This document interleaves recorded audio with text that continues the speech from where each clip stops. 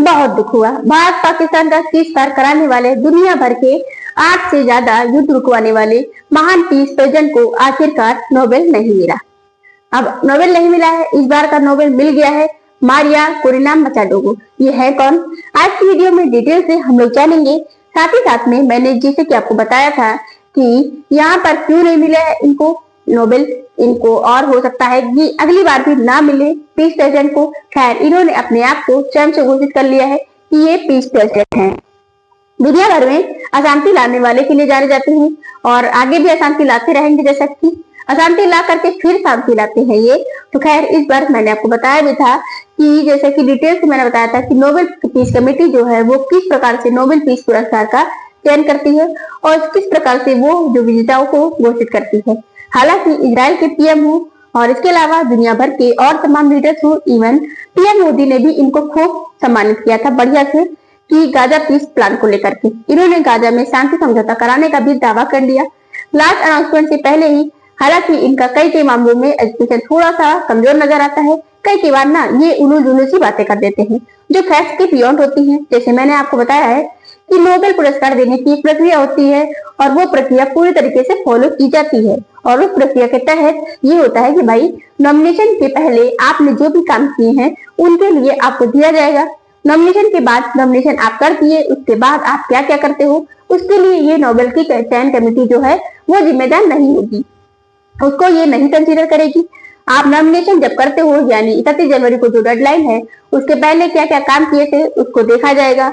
हालांकि ये उसके बाद 7 महीनों में 7 युद्ध रुकवाने और उसके बाद गाजा वाला ले लो तो 8 युद्ध रुकवाने का दावा करते रहे। इसके बाद भारत और पाकिस्तान के बीच सीज़फायर भी शामिल था। हालांकि भारत पाकिस्तान सीज़फायर को भारत ने नहीं एक्सेप्ट किया था, कोई तीसरा इन्वॉल्व नहीं था, इसलिए इन्होंने भारत को कड़ी सजा भी दी थी इसको लेकर के।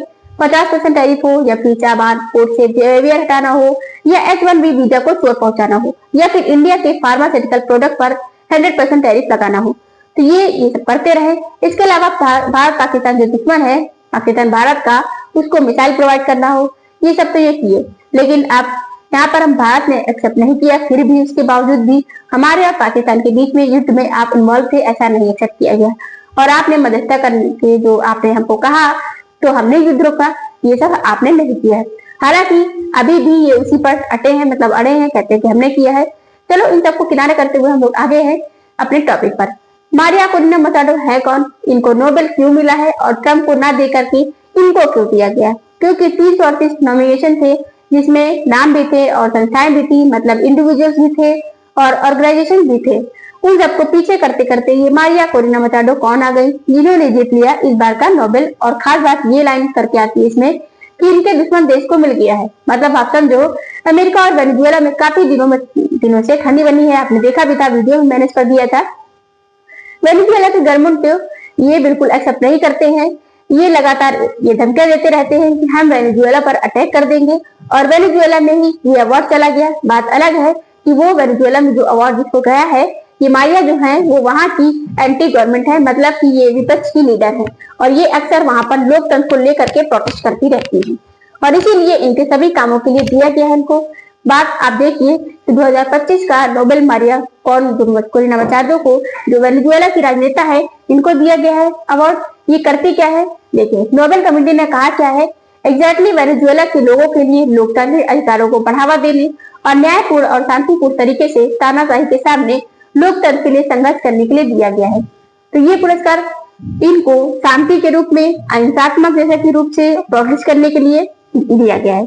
लोकतांत्रिक रूप से ऐसा नहीं है कि ट्रम्प की तरह कह दें कि ईरान तुम शांत हो जाओ नहीं तो B2 बम्बार गिरा देंगे, या फिर कहें पाकिस्तान और भारत के केस में जैसे कहते हैं कि तुम लोग शांत हो जाओ, युद्ध रोक दो वरना भयंकर परिणाम भुगतने होंगे, 100% टैरिफ लगा दूंगा, तुम लोग को भिखारी बना दूंगा।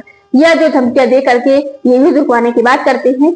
हम आज से कहते हैं कि गाजा सिटी बसाएंगे, हम ट्रम्प सिटी बसाएंगे, वहां पर रोक दो, तत्कालीन जैसे कि फायर कर दो, सीज फायर कर दो। तो इस प्रकार से नहीं, ये लोकतांत्रिक ढंग से ये प्रोटेस्ट कर रही थी और वहां पर लोकतंत्र बहाल करने के लिए इनके अनुसार वेनेजुएला में जो गवर्नमेंट है वो तानाशाही को ज्यादा प्रेफर कर रही है, इसलिए ये हो रहा है।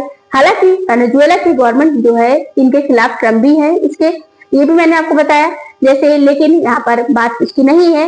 यहाँ पर बात ये है कि 338 नामों में इनका नाम क्यों चुना गया है, क्योंकि इन्होंने एक्चुअल में ग्राउंड लेवल पर काम किया है। ट्रम्प की तरह केवल मीडिया अटेंशन के लिए नहीं।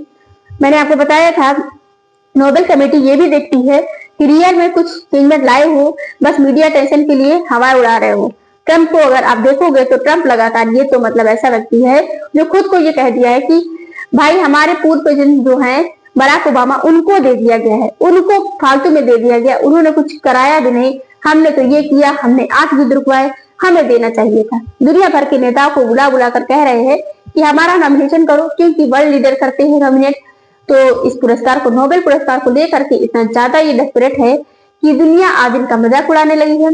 और मैं बता दूं, लास्ट दिन अभी तक ये क्या बोल दिए, खुद ही बोले हैं हमने तो 8 युद्ध रुकवाए हैं। दुनिया भर में 4 युद्ध तो ऐसे थे जिससे दुनिया पर बहुत बड़ा इम्पैक्ट आ सकता था।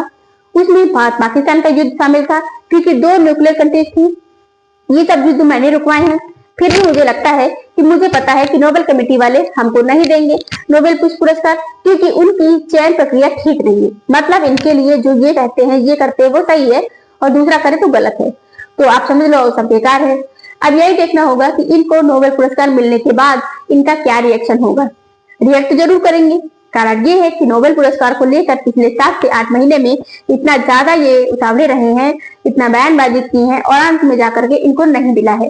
तो इस पर रिएक्ट जरूर करेंगे। रिएक्शन क्या होगा इनका मैं आपको बताऊंगी। खैर, वेनेजुएला में विपक्ष के नेता है, इनके बारे में जान लो कि ये इससे पहले सखारो पुरस्कार भी पा चुकी है। 2024 में इनको यूरोपियन यूनियन के द्वारा दिया गया था, वो यूरोपियन यूनियन के द्वारा दिया जाता है। और नोबेल पुरस्कार जो है, शांति पुरस्कार, ये नॉर्वे की संसद ओस्लो द्वारा दिए जाते हैं। तो ये ध्यान रखना। बाकी नोबेल पुरस्कार देने की प्रक्रिया आपको पता ही होगी। इसका बाकायदा एक प्रोसेस होता है और ये प्रोसेस लास्ट ईयर के सितंबर महीने से ही शुरू हो जाता है। जनवरी 31 जनवरी तक का इसका नॉमिनेशन का लास्ट डेट होता है। इसके बाद फिर मतलब इसमें नए नॉमिनेशन नहीं आ सकते हैं। अब बात करें तो हाँ, नोबेल कमेटी अगर किसी को ऐड करना चाहती है तो वो ऐड कर सकती है भले ही। बाकी और बाहरी नॉमिनेशन 31 जनवरी के बाद नहीं आ सकते हैं। और डोनाल्ड ट्रंप तो 20 जनवरी को ही प्रेसिडेंट बने हैं। 10 दिन में इन्होंने क्या ऐसा कर लिया था भाई। नियम ये भी है कि उसका नोबेल कमेटी का कि भाई जब नॉमिनेशन कर दो उसके पहले जो काम किए होगे उसको देख करके हम लोग नोबेल देंगे। उसके बाद जो काम करते हो उसके लिए नहीं कंसिडर किया जाएगा। हाँ, वो चीज अगली बार वाले में जरूर कंसिडर कर लिया जा सकता है। तो इस बार तो नोबेल कमेटी ने ट्रंप साहब से माफी मांग ली है, जैसा कि अब अगली बार के लिए देखना होगा कि अगली बार ट्रंप क्या करते हैं। नोबेल इनको नेक्स्ट टाइम वाला मिलता है कि नहीं। वैसे आप कमेंट करके बताओ क्या होगा, इनको मिलेगा कि नहीं नोबेल। अच्छा, एक और क्वेश्चन है आपसे कि महात्मा गांधी जी को नोबेल क्यों नहीं मिला था, कमेंट करके बताइएगा। चैनल पर नए आए हो चैनल को सब्सक्राइब कर लेना, बेल आइकन को ऑन भी कर लेना, जिससे कि आपको आगे की वीडियोस की नोटिफिकेशन ऐसे ही मिलती रहे। Thank you for the watching.